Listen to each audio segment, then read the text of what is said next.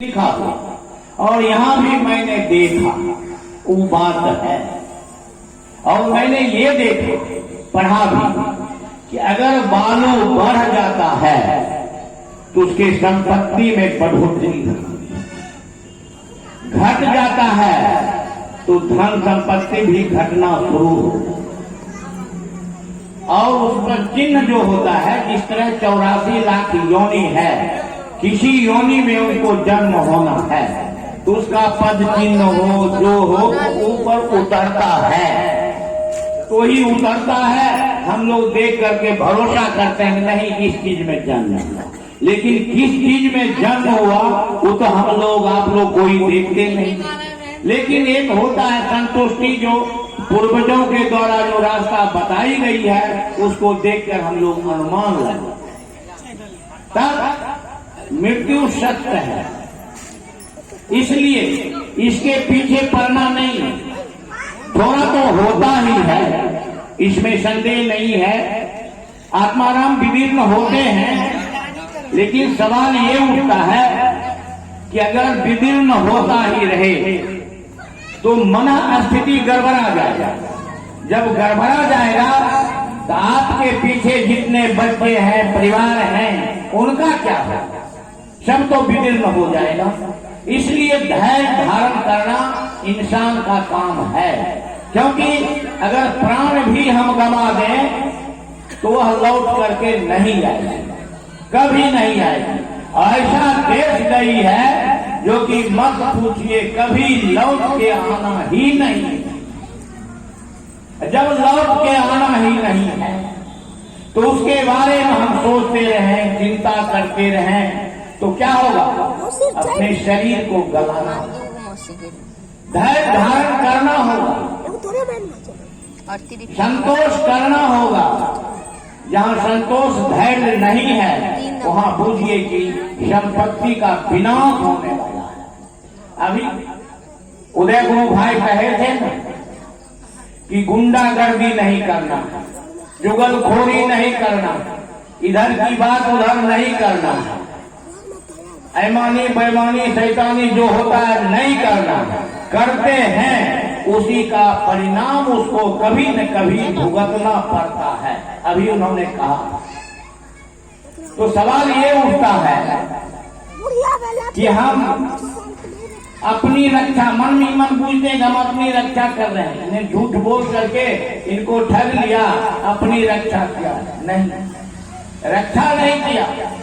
मैंने हम अपना पॉइंट को जो है तो घटा दिया, मेहनत में ला दिया, क्योंकि मैंने ऐसा बोला है, ऐसा किया है। दूसरे को तो कर्म, कुकर्म या सुकर्म, तो सुकर्म लोग भी करते हैं, कुकर्म भी लोग करते हैं। उसका तो लेखा जोखा होता है वही समय, जिसे हम लोग एक भजन गाते हैं ना कि तेरमा जाना होगा जम के कचहरिया ओढ़ के चदरिया, अभी भी गाएंगे। तो 13वां दिन ही तो खेला समाप्त होता है, लेकिन इसके बावजूद भी हम लोग पश्चाताप करते रहते हैं, शरीर को गलाते रहते हैं। शरीर में एक तो गई, दूसरा भी रोग ग्रसित होकर चला जाएगा। इसकी क्या मिलने वाला है? वापस नहीं। सबका दिनचर्या, अगर दिनचर्या सही है, आप रूटीन बस चलते हैं तो परिणाम आएगा ही, चाहे जैसा परिणाम आएगा, उसमें कटौती नहीं है। लेकिन हम लोग थोड़ा अहंकारी हैं। अहंकार के बारे में भी इन्होंने सेठ जी का कथा सुनाया आप लोगों को कि अहंकार का क्या दुष्परिणाम होता है। वैसा ही एक मिलता जुलता कथा में सुनाता।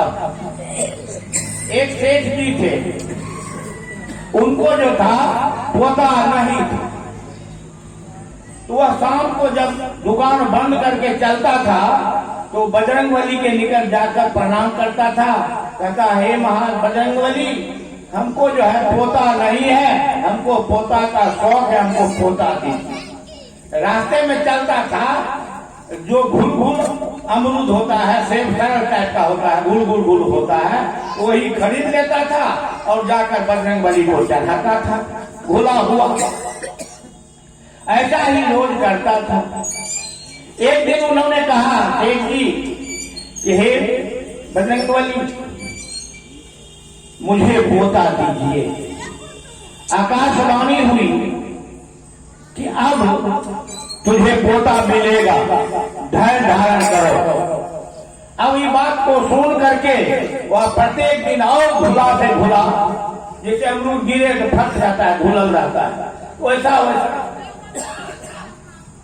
सस्ता दाम वाला खरीदता था और बजरंगबली को चढ़ाता था।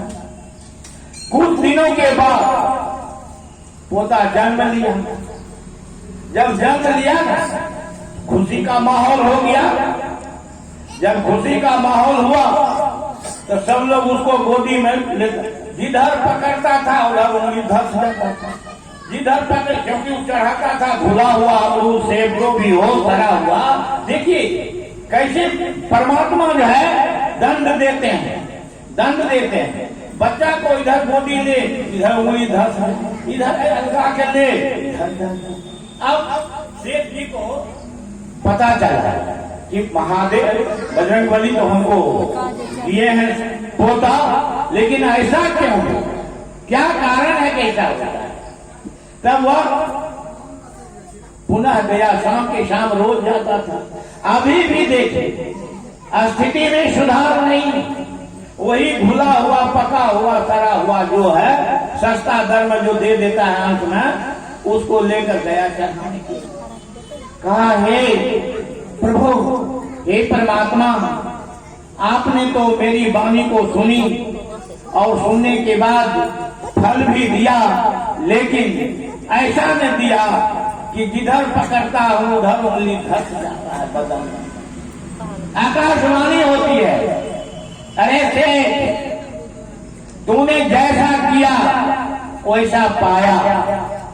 तूने मुझे घुला हुआ सड़ा हुआ जो था उसको तुम मेरे ऊपर चढ़ाता था। तुमने मांगा पोता, मैंने पोता दिया। जिस तरह अमरूद में उंगली धसता था, उसी तरह तुम्हारे पोता के भी शरीर में उंगली धसता है। अरे पापी, तो सोचते क्या हो, सोचते क्या हो? जैसा तुमने किया वैसा फल हमने तुमको दिया। जैसा करनी होता है वैसा ही भरनी होता। कहने का मतलब हुआ कि हम तीनों सूत्र का जाप करते हैं और जाप करने के बाद कर रहे हैं, नमः शिवाय कर रहे हैं, और मौन चला गया कहां से कहां, मन तो चंचल है। ये बेहुदा पापी है। जो इसको कंट्रोल कर लेगा, बुझ जाइए कि उनका स्थिति कैसा होगा, वो महादेव ही बता। तीनों सूत्र जो है इसको हम लोग हल्का में लेते हैं, लेकिन तीनों सूत्र पूरे पुराण का सार है। उसको जब आप पढ़ेंगे तो पता चलेगा कि दया, चर्चा और नमन, ये तीनों के सिवा कुछ है ही नहीं, कुछ ही नहीं है। लेकिन हम लोग उसको हल्का में लेते हैं। क्या कभी जाप कर लेंगे, कखनो कर लेंगे, करेंगे जा ये बेटी दाल जले छो, करेंगे जा ये बेटी गेहूं खाई दो, ये बेटी गेहूं में कबूतर सब खाता, ले कबूतरे खाएगा सब। और हमारा समय भी गया गया। एक शिव शिष्या है, यही माया की नगरी में, माया की नगरी में है, सब चीज दे ले रहा है, लेकिन पश्चाताप भी उसको हो रहा है। कहते कैलो आ कुछ न पैलो, सब चीज वह शिव